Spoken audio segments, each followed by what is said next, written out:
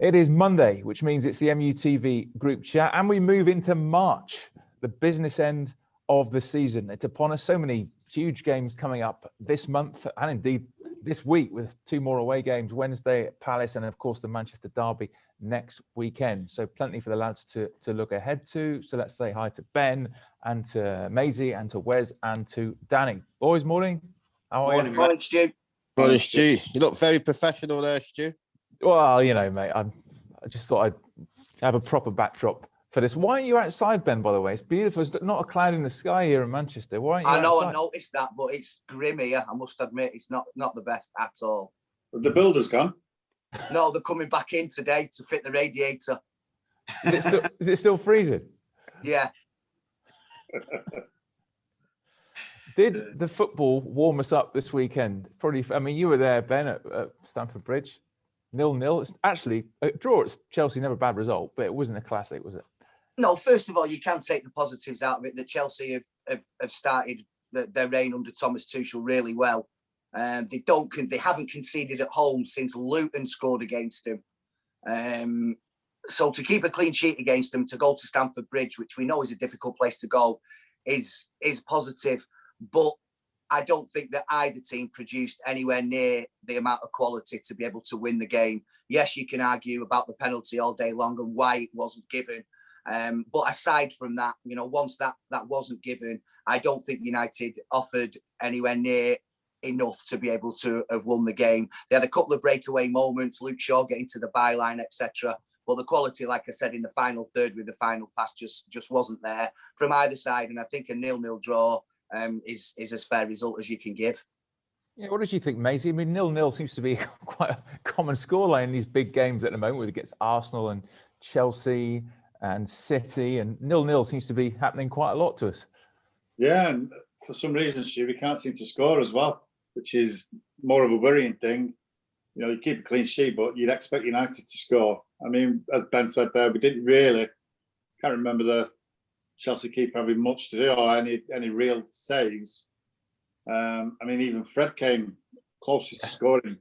Fred was fantastic yesterday, but no, listen, I can't say it's a point game because you want United to win every game, but I thought we could have done a little bit more. Had we had gone for it a little bit more, I think we could have got something out of the game, more out of the game than just a draw. But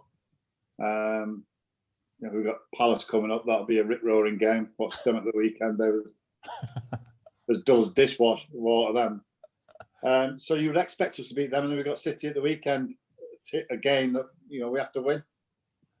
It's the classic example, was of a game where we have got into a lot of quite good positions, but the final ball was just that little bit of quality right at the end was missing, wasn't it? I think that was the case, too. I mean, there's just, like you said, that lack of quality and that last ball, even the sort of shots on target in a way.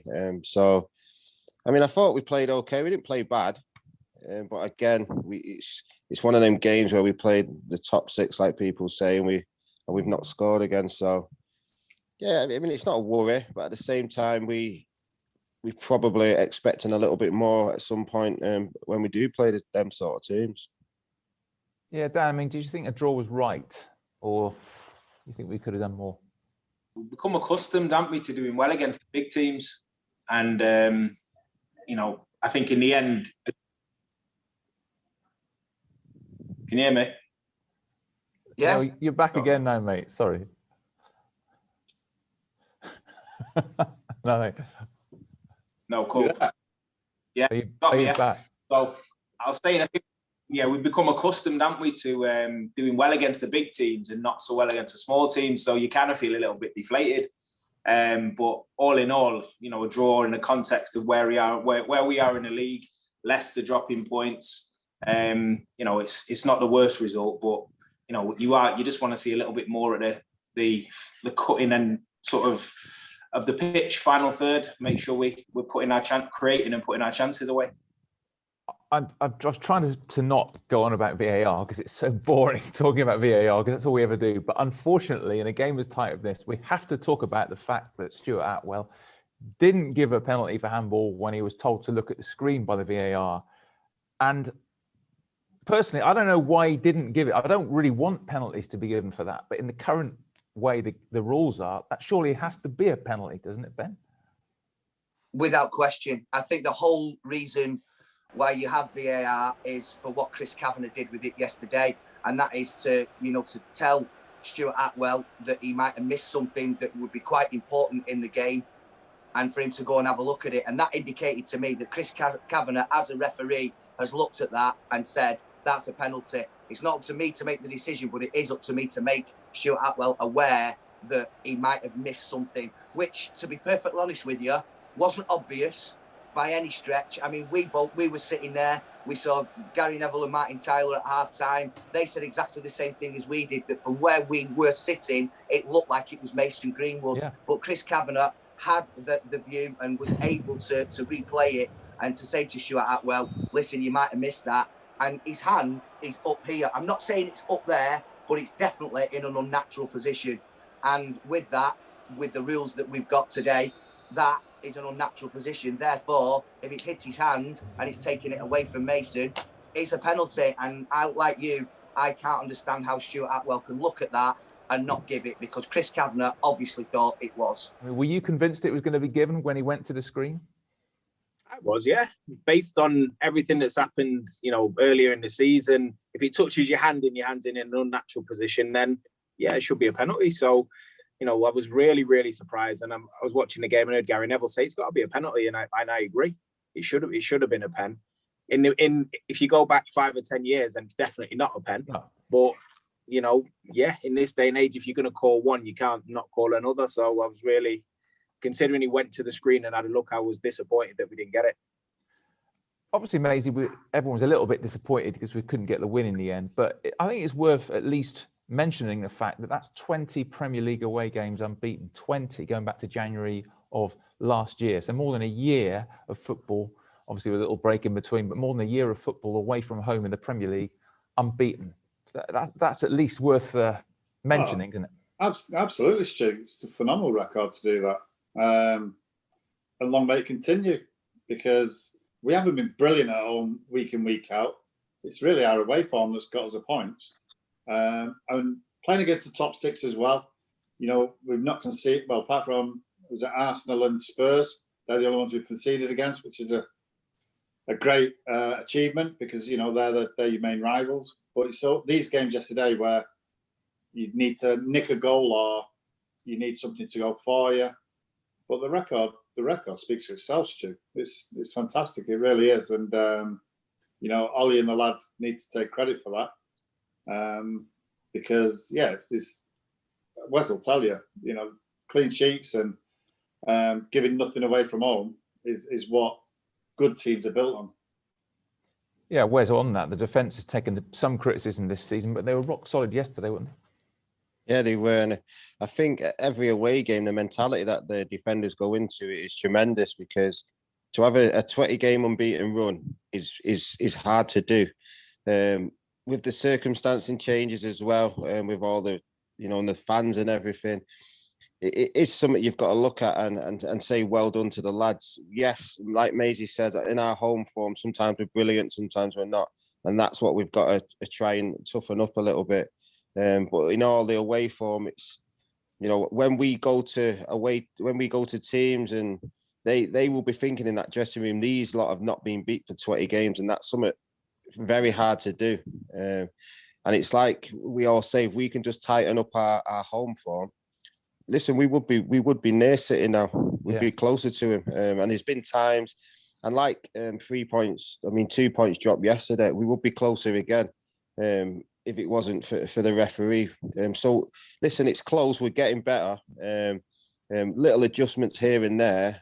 And, the season could be, we could be at least 6 or 7 points better off. And that's the bit that's a little bit frustrating. Well, as it stands, Ben, obviously we are second, 12 points behind City with 12 games to go. So you're looking at miracle territory.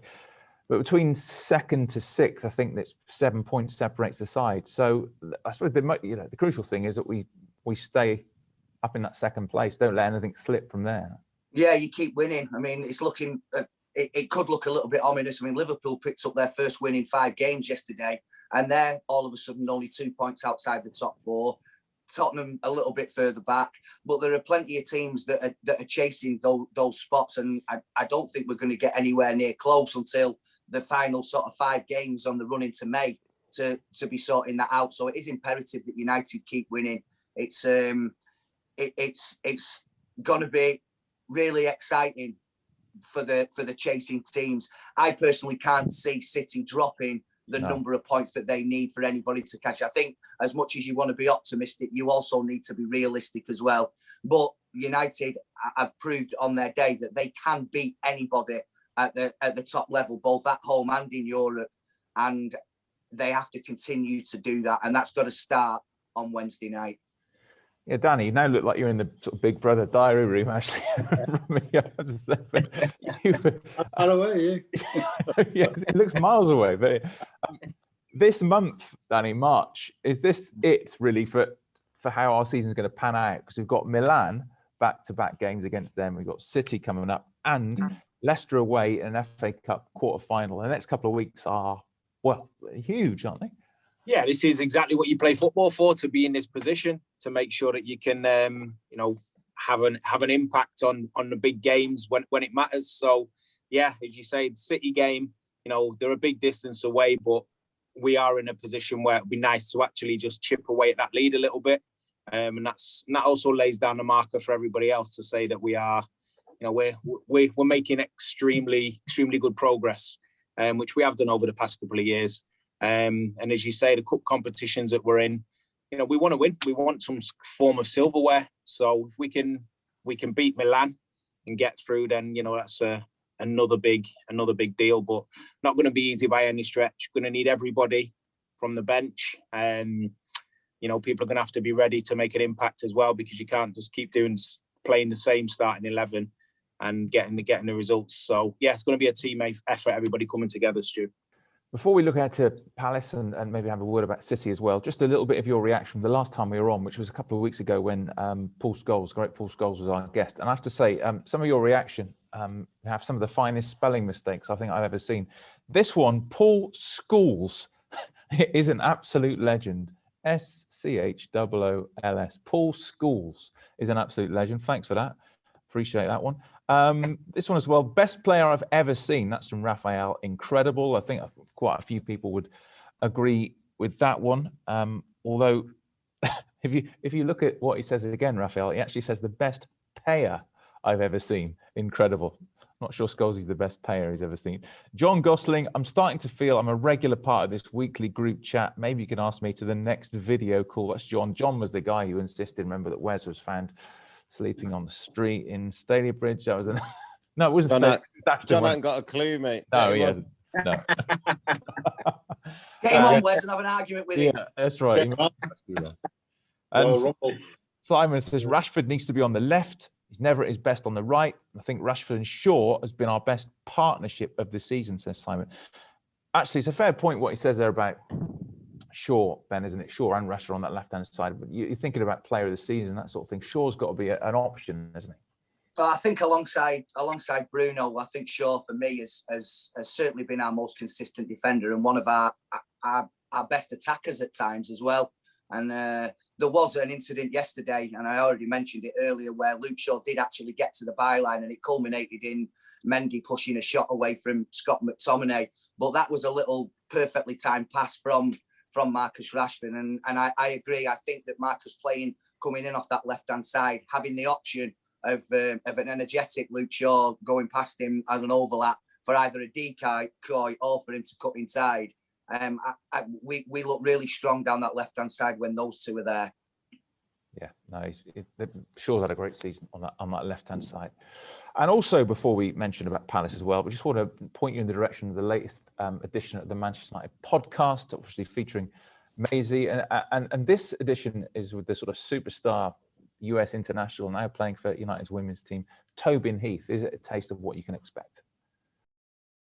You seem so chilled out and relaxed. Are you always like that? Or are you just forever driving on and wanting to better yourself? You just seem such a chilled out person. Do you get nervous before games or anything? Or tournaments, or how do you look at games and stuff? You No. seem like that, horizontal. I think that I'm very much like this. I would say on the field, people definitely see a different side of me than off the field. But no, I don't really have any of that. I think it's just like I feel such a comfortability in what I do in football that like I love games. I love that opportunity to entertain, to, you know, do what you've seen in your dreams every single night. You know, I relish that. And, you know, as I've gotten older and, you know, you don't see as much in front of you as what was behind you. Sure. I just like, I love games, like, and I love football, and that next opportunity I get to play, you know, it's just such an awesome feeling being able to do what you love and to kind of, I guess, express yourself in such a natural way. So do you get nervous before games? No, definitely not. Not at all? No butterflies, just... No. I actually, I'll tell you... That's brilliant. I love it. I do. It's great. What were you going to tell us, Go on. Tobin? Oh, I was going to tell a little something that I do. I don't think I ever said this before, but before a national team game, I always do this thing during the national anthem, you know, when you put your hand over your heart. I always see how low I can get my heart rate, just for the fun of it. Just to see how calm you actually are. I don't know. It's just, what have you got it down to? Oh, well, I mean, like, I obviously don't have the numbers, but no. it's just something that, That's like, so cool. I just think it's, like, a cool thing to, you know, be able to take an experience that's supposed to be, like, you know, so, like, we make up these things in our minds and these feelings, and we attach so much meaning onto things, but to try to, like, kind of make something seem, like, so, like you're walking out to training, you know, I think is like a really cool thing. So That's now so cool. every time everybody watches you Hopefully during the that gets national edited. anthem, That we can't know get what you'll be edited. doing. That's class. That's brilliant. That's so good. Maisie, Tobin Heath, what was she like? She's brilliant, mate. What a humble lady she is. She's like an absolute superstar in football, in the women's terms of football. Yeah. But she's so down to earth, so good to speak to. I love the little clip where she goes on about what did she do before when she's playing for a national team. Yeah, a heart rate. Yeah. That's incredible. You know, That's amazing. that's the first time I've ever heard anybody No. suggest that or think about that. Yeah. But yeah, she was a great guest to have on, and you know, she spoke ever so well about you know, coming to the club, what it meant to play for Manchester United, and yeah, it was really good. Download that from all the usual places right now, the United podcast. Right, next up for United then. Wednesday night away to Palace. What a trip on a Wednesday night. Ben, Palace probably without Zaha, which is a little bit like, is it a bit like Villa without Grealish? They're just not the same. Yeah, he is definitely the one person that you need to keep an eye on, the one person that can just produce that little bit of brilliance, that little bit of magic that can, you know, that can unlock defences, that can score goals. Without him, they're quite right. They're not the same team. But we've had some really tough games down there in recent seasons, and obviously, you know, they were the opening day opponents who beat us in a really sort of timid performance that we put up. So we want to get one over on them. We need to go and will at Sellers Park. We've got a good record there, but just in the last couple of years, we've had some real tough games. But not having to deal with Will Zaha will be something that our defence will be quite thankful for. That was a classic with Palace yesterday, Maisie, wasn't it? But you love that. Oh, dude. Oh, I'll tell you what, it was horrible to watch. I actually watched them the week before against Brighton as well, and Brighton battered them. Oh, so much as they won the game 2-1, you know, they scored in the 93rd minute, I think. Benteke scored. Yeah, that's right. Yeah, but prior to that, oh my God, it was absolutely woeful. So do you know what? United are in town, Stu. And albeit there's no fans there, you know that they're going to step up because Manchester United are in town, as everybody else does. So it will be tough going there. They'll make it difficult. But listen, if we can't beat Palace, then, you know, we might as well throw our hands up and say, listen, the season's over. We've got to beat them. And I suppose this is a classic example, Danny, of when you go to grounds and they say it's a great atmosphere at Selhurst Park. And it always is, isn't it? But they must feel the absence of fans maybe more than anybody, because Selhurst Park is like a little cauldron, isn't it? But with nobody there, it loses its impact. Sorry, Danny. Yeah, it should do. And you say, yeah, sorry, no, it should do, Stu. As you say, it's you know, fans are close to the pitch. It's proper old school stadium, Selhurst Park, and they create a lot of noise. But it's been a big neutraliser, as we spoke about many times, without fans.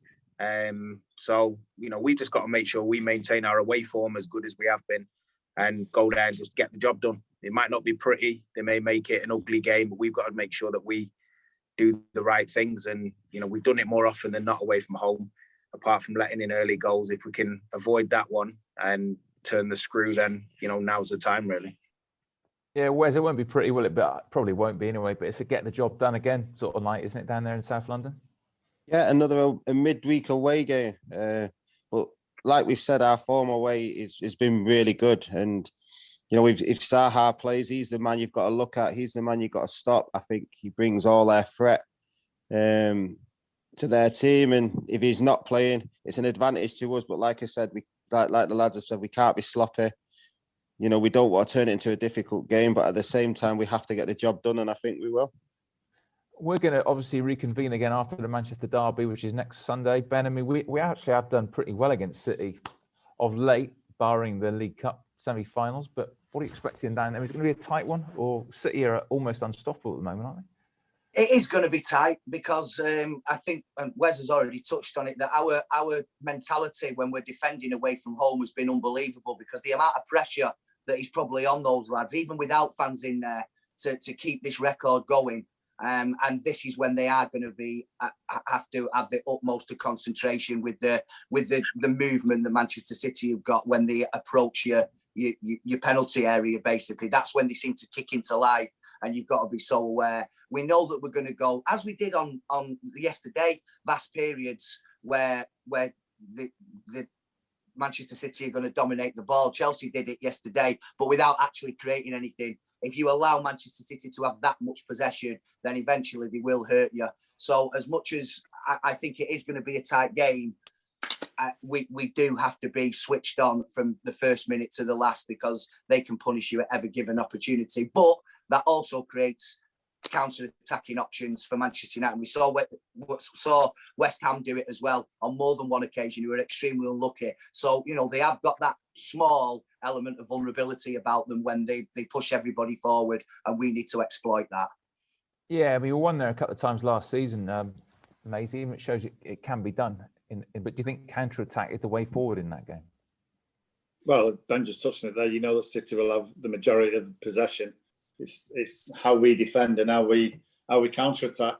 We've been exceptionally good at it. And when the chances do arise, because we will get chances, you know, we've got to make sure that they count. There's 2 or 3 times this season when we have created chances and we've not taken them.